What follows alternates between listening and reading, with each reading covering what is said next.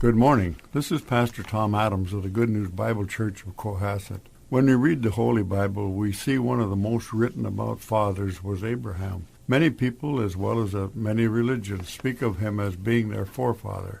To the Christian, Abraham was the forefather of Jesus Christ, our Savior. In the book of Genesis chapter 15 and verses 5 and 6, God instructed Abraham to look to the stars and count them. And then God said, "So shall thy seed be." And although Abraham did become the father of many nations, this was not the meaning here.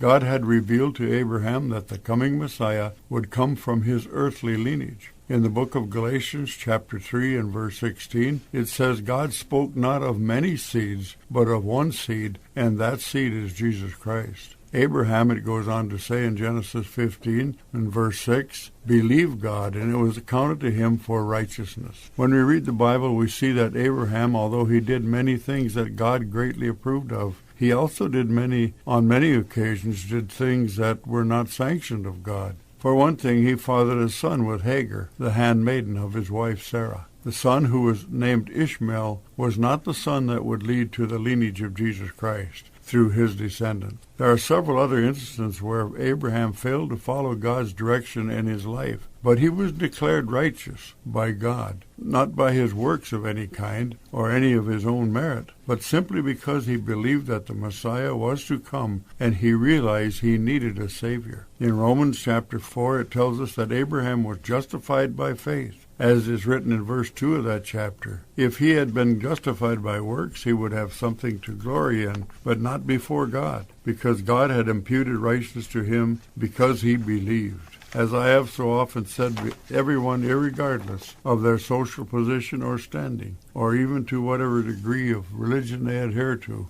they all must have the imputed righteousness of Christ. The Apostle Paul in Philippians 3:9 says that he is in Jesus Christ, not having his own righteousness, which is of the law, because the law which speaks of self-reformation cannot make anyone righteous. But Paul's righteousness was given to him when he trusted Jesus Christ as his only means of salvation. Speaking of fathers, God who created heaven and earth is a kind, loving Father who provided salvation to all those who believe on Jesus Christ. There's no other reason other than that he loved us, whereby he would provide salvation for us. There's not enough good works we could do. The law can't offer salvation, neither can ceremonies or ritual. And we can't reform enough to be sin-free, which is what is required of by God. The book of Revelation tells us in chapter 21 and verse 27 that not one sin will enter heaven. The only solution is for man to trust in Jesus Christ, and his righteousness will be imputed to him. This is grace. Ephesians 2:8, "For by grace are you saved through faith." The book of Revelation also tells of the marriage supper of the Lamb.